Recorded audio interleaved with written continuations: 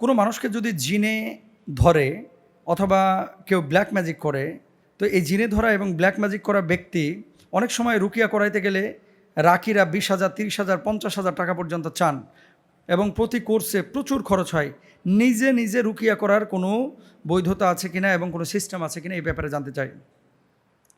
Very very important একটা বিষয়। দেখেন, রুকিয়া আপনি নিজে নিজেও করতে পারবেন। এখন আমাদের বাংলাদেশের মানুষ আয়াত পারে না, কোরআন পারে না, হাদিস পারে না, বলতে পারে না, এই জন্য রুকিয়া নিজে নিজে করতে পারে না। আজকে আপনাদেরকে একেবারে ক্লিন করে দেব যে রুকিয়াটা নিজে নিজে কিভাবে করবেন। পরিষ্কার করে আলোচনাটা শোনেন এবং আপনারা প্রত্যেকে নোট রাখবেন যদি সম্ভব হয় যে রুকিয়াটা কিভাবে করে।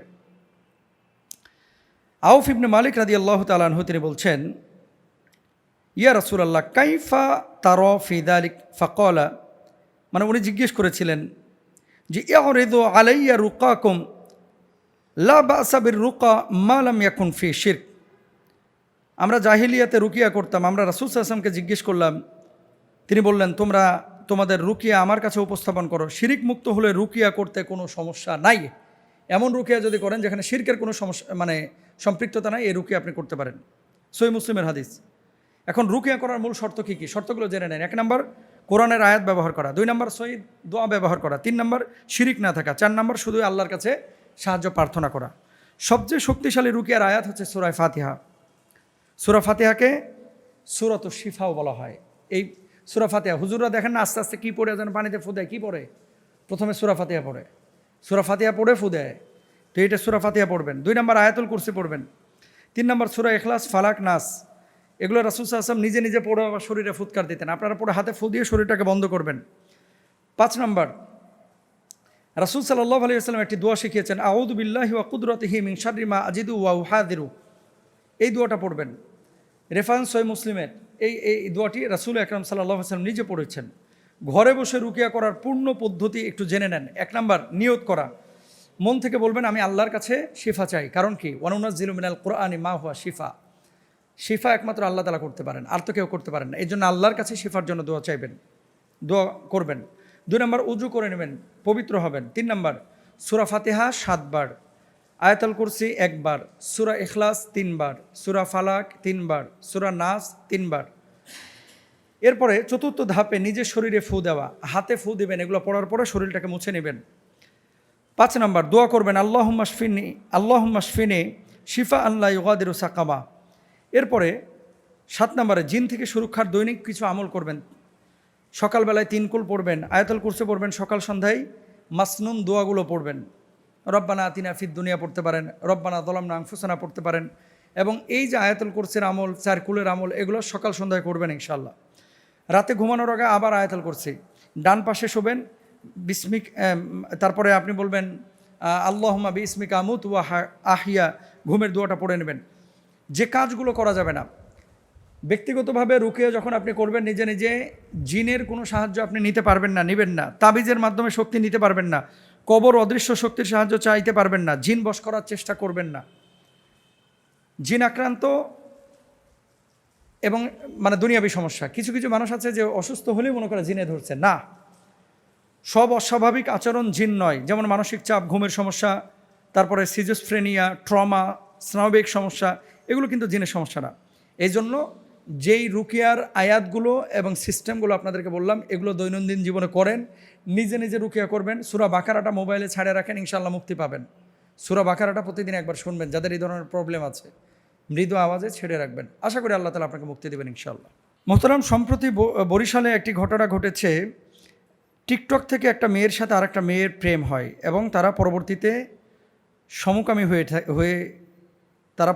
সমকামী হয়ে যায়। মেয়েটির 2টা বাচ্চা এবং সংসার থাকা সত্ত্বেও পরবর্তীতে বরিশাল মেডিকেলে নিয়ে তাদেরকে ট্রিটমেন্ট দেওয়া হয় এবং সেই মেডিকেলেও তারা আড়ালে এ সমকামী আচরণ করছে এবং একে অপরের সাথে বৈবাহিক বন্ধনে আবদ্ধ হতে চাচ্ছে।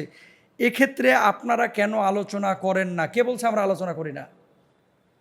কে বলছে?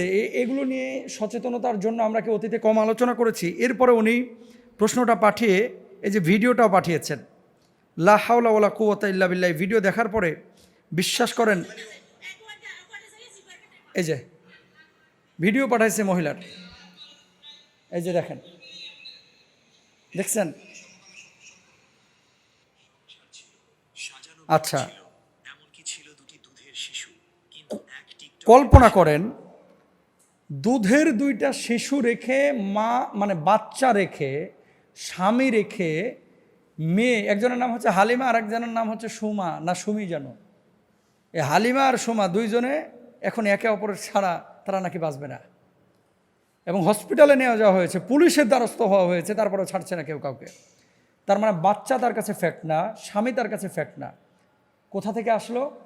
মূল সতর্কতার জায়গাটা হচ্ছে কোথায় জানেন? এদের পরিচয়টা হয়েছিল টিকটকে। আমি আমার অভিভাবকদেরকে এবং বাবাদেরকে বলবো, প্লিজ এই টিকটকার যারা ছাপড়ি পোলাপান, ছাপড়ি মহিলারা, মেয়েরা যারা টিকটকে এরকম সারাদিন নাচানি কুতানি ধাক্কানি এগুলো করে, এগুলোর ব্যাপারে সতর্ক হন। কারণ কখন কে কোন দিকে, তার বাপ মা কান্নাকাটি করতেছে যে হুজুর, পুলিশকে বলতেছে যে এই এরা তো এরকম ছিল না, এরকম হয়ে গেল কেন?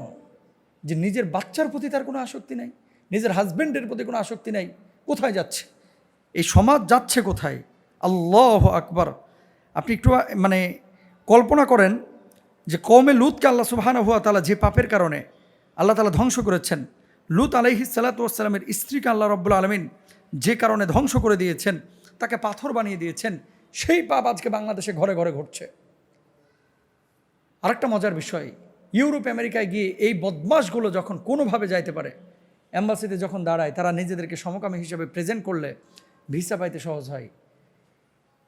শিক্ষিত যারা আছে তারা এক শ্রেণীর এরকম। বাংলাদেশে বিভিন্ন অ্যাপস, বিভিন্ন গ্রুপ, এই সমকামীরা তারা কিন্তু খুলছে। নারীতে নারীতে প্রেম, পুরুষে পুরুষে প্রেম, ভালোবাসা, একে অপরের সাথে বিয়ে শাদী করতে যাচ্ছে। এটা অস্ট্রেলিয়া, নিউজিল্যান্ড, তারা নারী নারী বিয়ে করে, পুরুষ পুরুষ বিয়ে করে। বাংলার জমিনে এই ধরনের কোনো আচরণ এটা ঘটতে দেওয়া যাবে না। এদেরকে উত্তম মাধ্যম দিয়ে পুলিশের হাতে তুলে দেওয়া উচিত। আপনারা যেখানেই দেখবেন, আপনার ছেলের ব্যাপারে, আপনার মেয়ের ব্যাপারে সতর্ক থাকেন। কারণ কি? আল্লাহ রাব্বুল আলামিন কি বলছেন? ফাজআলনা আলিয়াহা সাফিলাহা ওয়া আমতারনা আলাইহিম হিজারাতাম মিন সিজ্জিল। লূত আলাইহিস সালাতু ওয়াস সালামের এই কওমকে আল্লাহ সুবহানাহু ওয়া তাআলা, অতঃপর আমি সেই জনপদকে উল্টে দিলাম এবং তাদের উপরে পোড়া মাটির পাথর বর্ষণ করলাম। ওই যে ডেড সি, এরা যে মানে মাটির ওপরে ছিল, এদেরকে আল্লাহ তাআলা উঠায় মাটির নিচে ঢুকায় দিয়েছেন। আল্লাহ সুবহানাহু ওয়া তাআলা গোটা জনপদকে ধ্বংস করে দিয়েছেন। নবীর স্ত্রী, তাদের সমর্থক ছিলেন লূত আলাইহিস সালামের স্ত্রী, ওনাকেও পাথর করে দিয়েছেন আল্লাহ তাআলা। তো এবং আল্লাহ তাআলা নবীজির মাধ্যমে জানাচ্ছেন, আল্লাহর হাবিব বলছেন, কোনো সমাজের মধ্যে আল্লাহ তাআলা তখন আযাব দেন, গজব দেন, যখন এই সমাজে এই ধরনের পাপগুলো, ওয়াক্তাফার রিজালু বির রিজাল ওয়ান নিসাউ বিন নিসা, নারী নারী পুরুষ পুরুষ যখন এই ধরনের পাপাচারে নিমজ্জিত হয়। এই জন্য বি কেয়ারফুল। অভিভাবকদেরকে বলবো, আপনার ছেলেটা, আপনার মেয়েটা কার সাথে মিশছে, কার সাথে চলছে, কার সাথে উঠা বসা করছে, একটু খেয়াল করেন। আল্লাহ বুঝদান করুক।